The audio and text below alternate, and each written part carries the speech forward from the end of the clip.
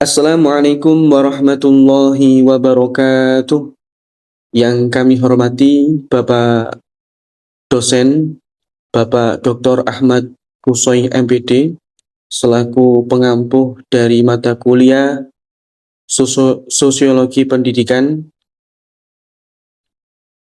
Pada kesempatan kali ini, saya mewakili dari kelompok 6 yang terdiri dari Ibu Dita Royani Lukismawati, kemudian Ibu Hanif Nur Asadilah, kemudian saya Muhammad Auli Allah, lalu Bapak Ahmad Mubin dan Bapak Hendri. Saya di sini mewakili dari kelompok 6 akan mempresentasikan tentang makalah yang telah ditugaskan di kelompok kami dengan judul Pendekatan Teori Interaksionisme Simbolik dalam Menganalisis Fenomena Pendidikan, Asumsi Teori, dan Tokoh-tokohnya. Mengapa interaksionisme simbolik penting di pendidikan? Yang pertama, pendidikan bukan, ini alasannya nih, pendidikan bukan sekedar proses belajar mengajar secara formal, melainkan ruang interaksi yang terjadi secara simbolik dan berfungsi. Melalui bahasa, gestur, dan simbol sehari-hari, sekolah menjadi tempat simbolik yang membentuk manusia sebagai subjek sosial dan kultural. Sekolah dan madrasah bertanggung jawab menjaga lingkungan tempat siswa, menginternalisasi nilai, dan membuat konsep sosial. Tujuan pembahasan dari makalah kami yang pertama, memahami ide dasar interaksionisme, simbolik dan sejarahnya, kemudian menjelaskan bagaimana interaksi sosial terjadi di lingkungan pendidikan, seperti pembentukan karakter dan hubungan guru dengan siswa. Mengkaji tokoh utama seperti George Herbert Mead dan Herbert Blumer beserta konsep yang mereka bangun. Memberikan ilustrasi penerapan teori ini pada fenomena pendidikan, khususnya di madrasah atau institusi pendidikan Islam.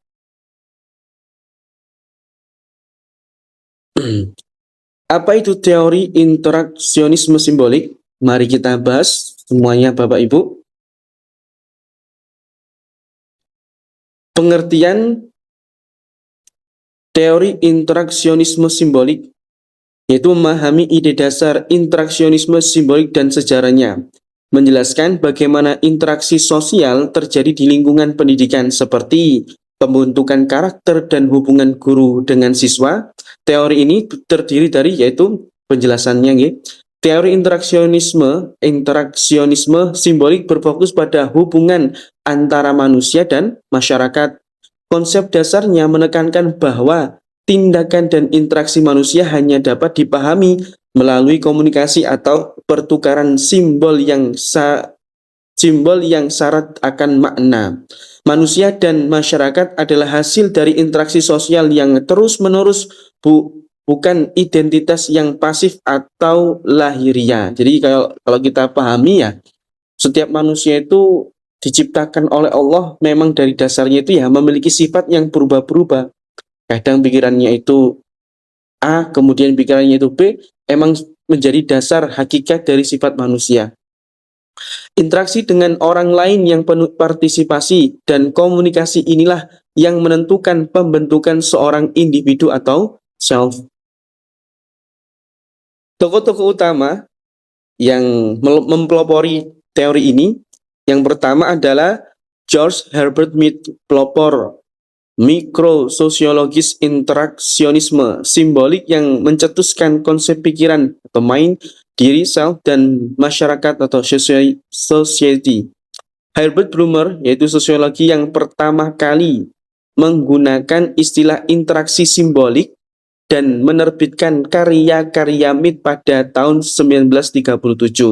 Max Weber mengembangkan konsep pemahaman subjektif di mana kita harus memposisikan diri kita sebagai orang lain untuk memahami makna tindakan mereka. Itu salah ya, memposisikan.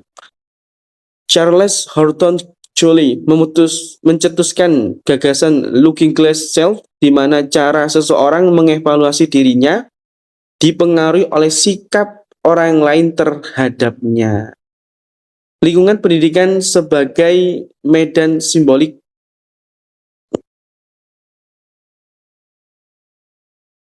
Sekolah adalah medan simbolik aktif tempat konstruksi diri terus berkembang. Makna tindakan, posisi duduk, angka rapor, seragam, dan isyarat nonverbal guru seperti senyuman atau keheningan berfungsi sebagai jejaring simbolik yang memiliki arti.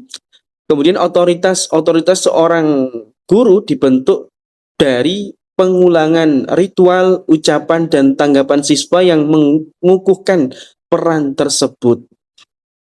Identitas dan labeling. Penggunaan label seperti anak rajin atau nakal menunjukkan perspektif sosial yang diberikan oleh guru dan teman sebaya yang kemudian membentuk identitas siswa. Ini mungkin ya dalam keseharian kita sudah melakukan seperti ini, namun kita itu belum tahu teorinya. Ternyata inilah teori yang ada di dalam ilmiah, ada studi yang menjelaskan seperti itu. Pembentukan mind, self, and society. Mind atau pikiran terbentuk melalui penafsiran simbol di sekolah. Contoh, siswa memaknai nilai ujian jelek sebagai kegagalan berdasarkan interaksi sebelumnya dengan guru. Self diri, yaitu berkembang melalui proses pengambilan peran atau role taking. Contohnya di daya atau pesantren, santri meniru cara bicara tengku atau memakai jubah untuk menginternalisasi nilai kesolehan. Society atau masyarakat. Sekolah bukan sekedar penyedia kurikulum, tetapi laboratorium mikro tempat nilai, solidaritas, dan otoritas sosial dibentuk setiap hari. Oleh karena itu, pendidikan tidak hanya menjadi tempat di mana nilai-nilai kolektif diajarkan, tetapi juga menjadi ruang dialektika antara struktur sosial yang menuntut keteraturan dan agensi individu yang sangat kreatif, berani melalui tindakan simbolik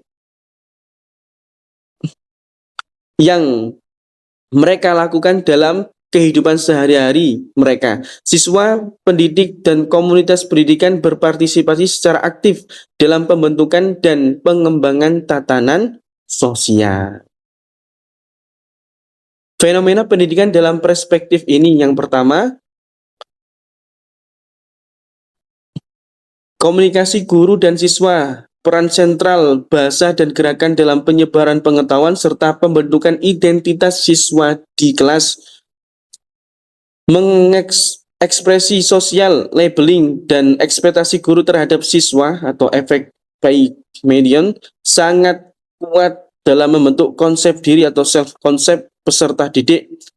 3. Simbol atau ritual institusi, penggunaan seragam, upacara bendera, dan pertukaran arti dalam komunitas membantu proses internalisasi nilai dan peran sosial.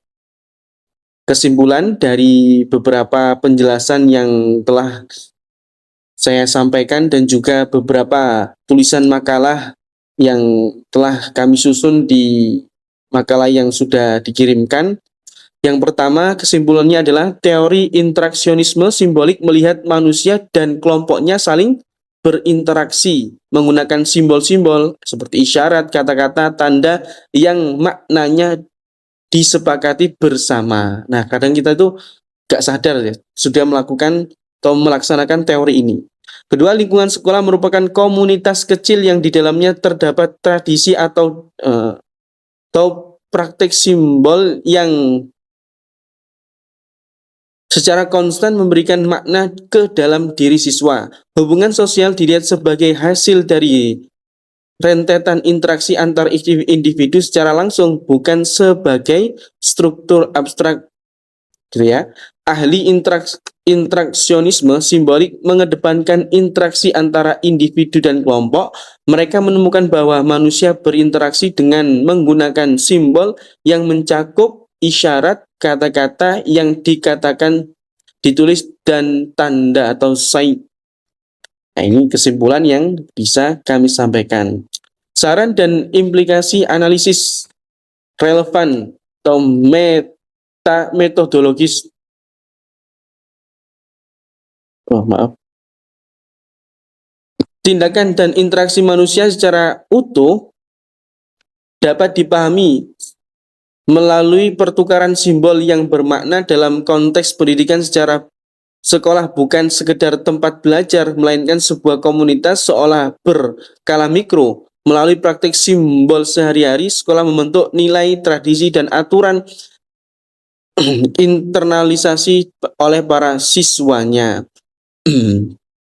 Menggunakan kelas inklusif, pendidikan perlu menyadari pentingnya makna simbolik yang terbentuk dalam interaksi untuk menciptakan lingkungan kelas lebih inklusif dan reflektif.